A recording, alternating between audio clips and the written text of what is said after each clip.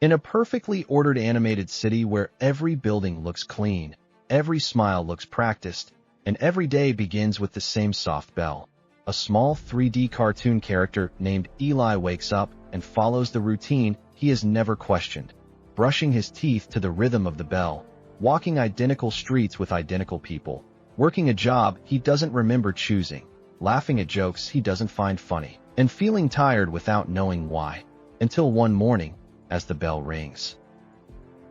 Eli doesn't stand up immediately, and for the first time notices something strange. The bell doesn't come from the sky or a tower.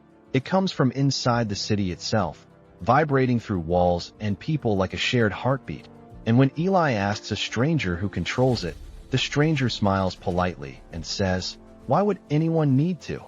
Which plants a thought in Eli's mind that refuses to leave. And as he walks through the city, he starts noticing glowing messages floating above. Buildings, work hard, be grateful, don't question, stay busy, and realizes they weren't placed there to guide people, but to stop them from thinking. And when he tries to walk against the crowd, the city subtly resists him, sidewalks narrowing, signs redirecting him, people staring not with anger but concern, telling him it's dangerous to be different. That comfort is safer than curiosity. And when Eli finally reaches the edge of the city, he finds not a wall, but a mirror reflecting himself, wearing a badge that says approved. And suddenly memories flood back, moments when he ignored his instincts, stayed silent to fit in, chose comfort over truth, traded freedom for acceptance.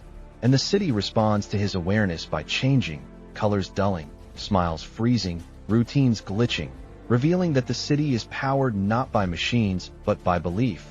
And the more people believe the rules are normal, the stronger the city becomes. And Eli learns that most humans aren't controlled by force but by fear of being alone, fear of judgment, fear of losing comfort.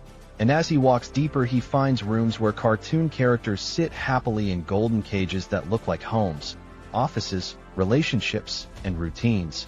Cages without bars because the doors were never locked. And when Eli asks why they don't leave, they respond with rehearsed lines. "This is enough. Others have it worse. At least I'm safe." Until Eli reaches a central chamber where the bell originates, only to discover there is no controller, no villain, no master switch, just a massive glowing structure made entirely of repeating thoughts, habits, and expectations built collectively over time. And the realization hits him harder than fear. The system survives because people protect it, defend it, and pass it on. And when Eli steps back into the city and stops reacting, stops rushing, stops explaining himself, stops seeking approval, the city weakens, streets crack, signs flicker, routines break, and people begin waking up. Not because of the bell, but because of silence. And Eli walks out through an opening that only appears once he stops asking permission, turns toward the camera, and says quietly, "You were never trapped by the system. You were trained by it." And as the city collapses behind him, not in destruction, but in relief, the screen fades to black with one final line appearing slowly. Awareness is not freedom.